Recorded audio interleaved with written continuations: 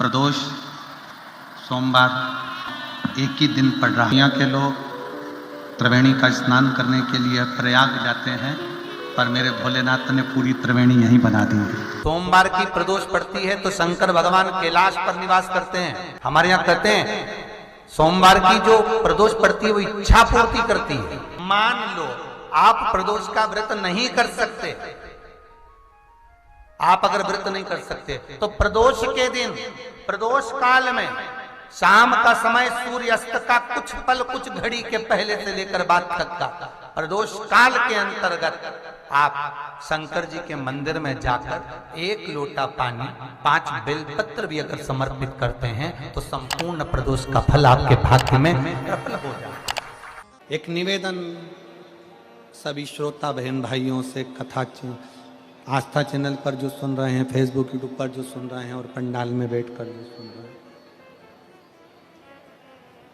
जिस दिन दिल से हारो ना, थोड़ी तकलीफों में अगर घिर जाओ, तकलीफें आ जाए, कष्ट आ जाए, तकलीफें जिस दिन तुम्हारे भीतर बहुत ज्यादा मात्रा में आ जाए, उस दिन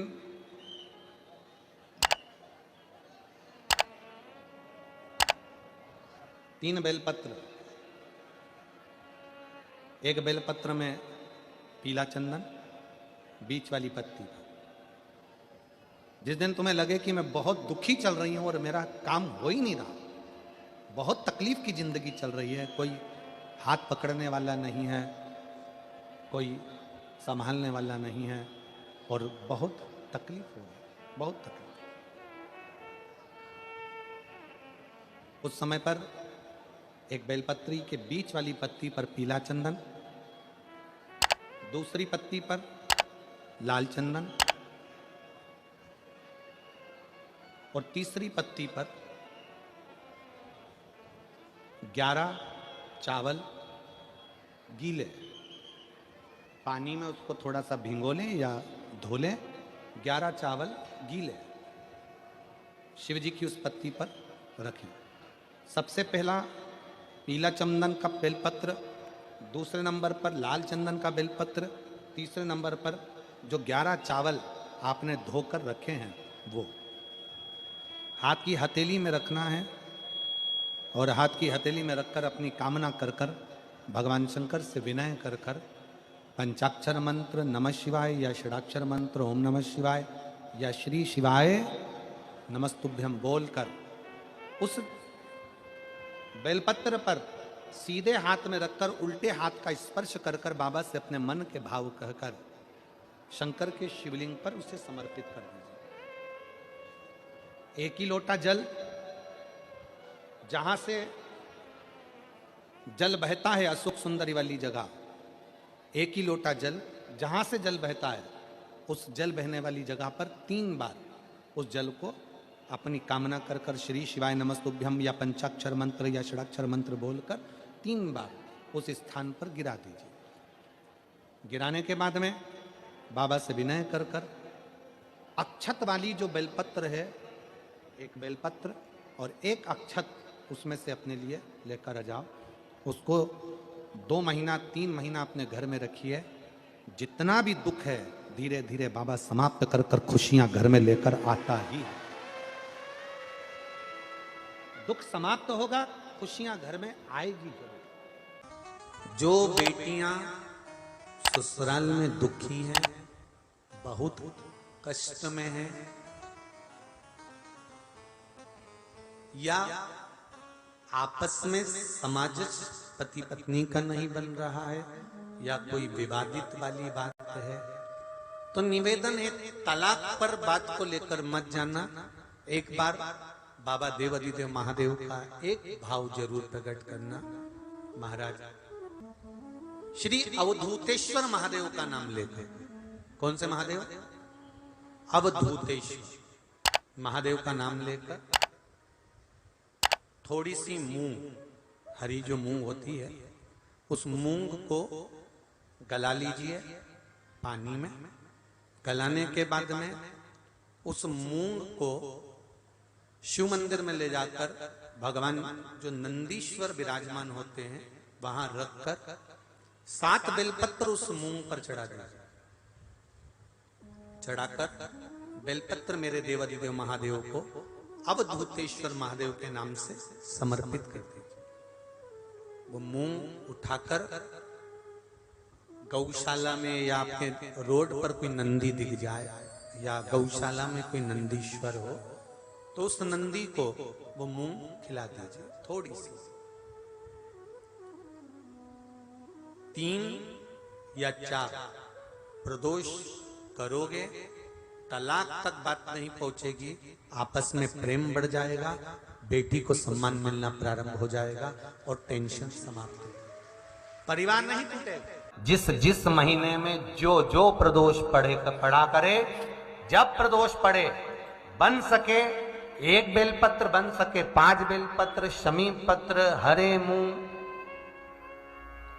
हरा मूंग, बेलपत्र, एक कलश के अंदर थोड़ा सा पानी लेकर 1 बेलपत्र, हरा मूंग, शमी पत्र डालकर और उसमें थोड़ा सा गुड़ डालकर भगवान शिव का स्मरण कर कर प्रदोष काल में, मान लो कोई काम आपका बहुत जरूरी है, बहुत दिनों से आप थक गए हैं, नहीं हो रहा, कर्जा बढ़ रहा है, धन नहीं आ रहा, व्यापार नहीं चढ़ रहा, या कोई समस्या बहुत प्रबल है, कोई एग्जाम में बैठ रहे हो नहीं हो रहा, परीक्षा भी दे दी है, रिजल्ट आने ही वाला है, तो भी प्रदोष काल में, प्रदोष के समय वो जल मूंग, शमी पत्र और बेलपत्र और गुड़ का शंकर के शिवलिंग को समर्पित करना प्रारंभ कर दो। 2 या 3 प्रदोष करोगे, बाबा आपकी मनोकामना शीघ्र पूर्ण कर देगा। 2 या 3 करो, बाबा करेगा। बहुत तकलीफ है, दुख की जिंदगी चल रही है, कोई परिवार में बेटे हैं, बहुएं हैं, बेटियां हैं, सब प्रयास कर रहे हैं, बेटे भी प्रयास कर रहे हैं, बहू भी प्रयास कर रही है, बेटी भी प्रयास कर रही है कि मुझे कोई अच्छा जॉब मिल जाए, मैं उन्नति की सीढ़ी पर चढ़ जाऊं, मैं बहुत आगे बढ़ जाऊं। और बेटा बेटी बहुएं अगर आगे नहीं बढ़ पा रही है तो शिव महापुराण की कथा कहती है कि एक कार्य करिएगा, एक बेलपत्र लीजिए और 7 चावल के दाने इस बेलपत्र के मध्य वाली पत्ती पर रख लीजिए। जो बेटा बेटी बहुत प्रयास कर रहे हो, बहुत कंपटीशन एग्जाम दे रहे हो, बहुत मेहनत कर रहे हो और उसके बाद भी बहुओं का, बेटियों का, बेटों का अगर कहीं जॉब नहीं लग रहा और कहीं सिलेक्शन हो ही नहीं रहा और बहुत हार चुके हैं, तब एक बेलपत्र 7 चावल के दाने मध्य पत्ती पर 7 चावल के दाने, एक घिसे हुए चंदन की गोली, पीला चंदन को घिस कर उसकी एक गोली बनाए, एक गोली गोल कर शिव पिंडी जैसी, शिवलिंग जैसी गोली बनाकर उस चावल के दाने पर रख लो। एक स्थान पर रखकर घर के अंदर ही उसका पूजन कर लो। और पूजन करना है वही जो आप घर में सामग्री आपके रोली, चावल, मोली, हल्दी, उससे पूजन कर दिए से आरती कर ऐसी कैसी ही बेलपत्र अशोक सुंदरी वाली जगह पर, थोड़ा समझिएगा, अशोक सुंदरी वाली जगह मतलब जहां से पानी बह रहा है उस ओर इस डंडी को रखना और ऐसी कैसी पत्ती अशोक सुंदरी वाली जगह पर रख दीजिए।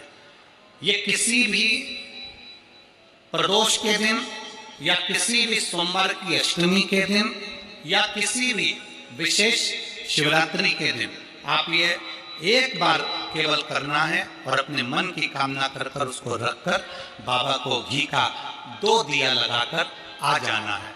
मेरा भोलेनाथ आपका हाथ पकड़कर आपको कंपटीशन एग्जाम में विजय दिलाएगा।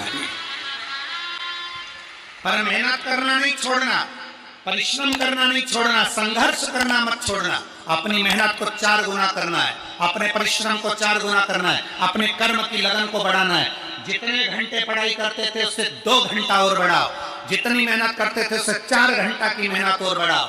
और साथ में 7 अक्षत एक चंदन, पीले चंदन की एक शिवलिंग जैसी आकृति, छोटा सा शिवलिंग जैसा भाग रखकर घर में उसका पूजन कर कर, घी का दिया से आरती लगाकर, बाबा की आराधना कर कर, दिल से कामना कर कर बाबा से वो ले जाकर ऐसे कैसा ही पत्ता अशोक सुंदरी वाली जगह, अशोक सुंदरी की जगह जानते हो?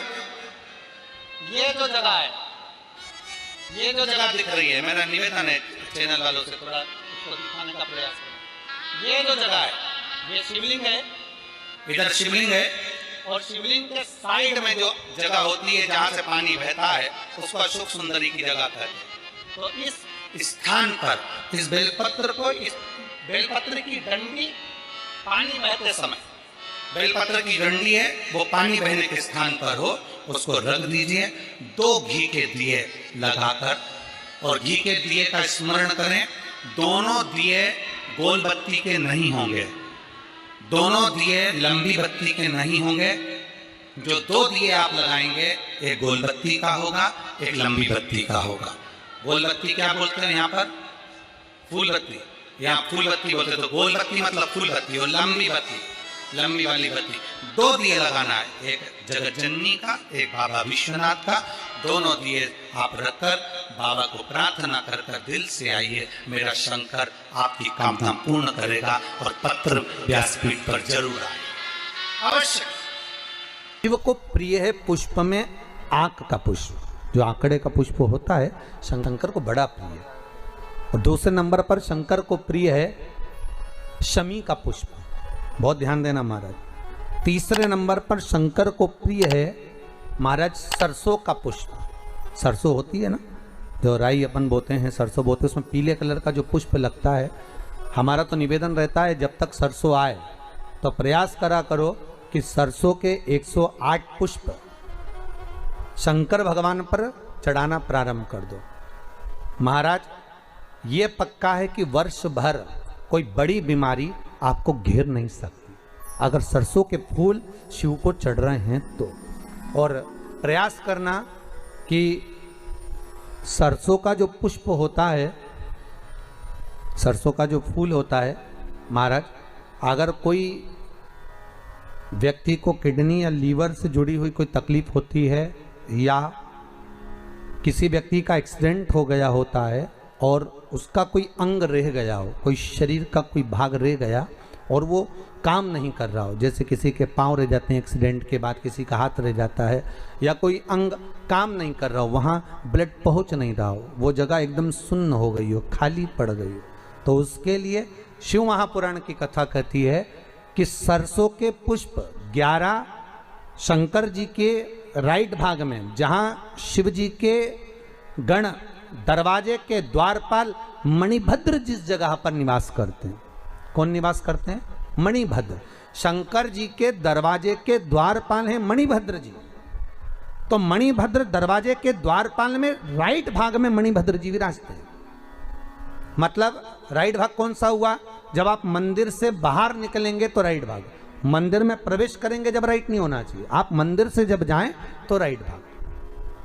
मतलब आप मंदिर से राइट से जाएंगे तो शंकर जी का भी राइट हो जाएगा, क्योंकि शिव जी ऐसे बैठे हैं तो शंकर जी का भी राइट हो गया, देवता उनका भी राइट हो गया, तो राइट भाग सीधा हाथ मणिभद्र जी का स्थान। 11 सरसों के पुष्प मणिभद्र के उस द्वार पर आप रख दीजिए, और मणिभद्र के द्वार पर रखकर अंदर जाकर 108 वापिस जब आप बाहर निकल रहे हैं, ये पुष्प आप रखने के बाद एक बार बाहर जाएंगे, फिर वापिस आएंगे मणिभद्र के रखने के बाद, और अंदर जाकर 108 सरसों के पुष्प शंकर को समर्पित करेंगे महाराज। उस सरसों के पुष्प जो शिव जी को आप समर्पित कर रहे हैं उसको वापस लेकर आएंगे, श्री शिवाय नमस्तुभ्यम बोलकर उस सरसों के पुष्प को महाराज सरसों के तेल की बोतल में उसको डाल लीजिए। शंकर भगवान को किसी भी प्रदोष में, शाम के समय प्रदोष काल में उस तेल को वापस ले जाकर चढ़ा दीजिए शिव जी को, उसको वापस लेकर आ जाइए। उस तेल का प्रयोग आप नाभि में डालिए, और जो शरीर काम नहीं कर रहा उस स्थान पर कम से कम 15 दिन 20 दिन तक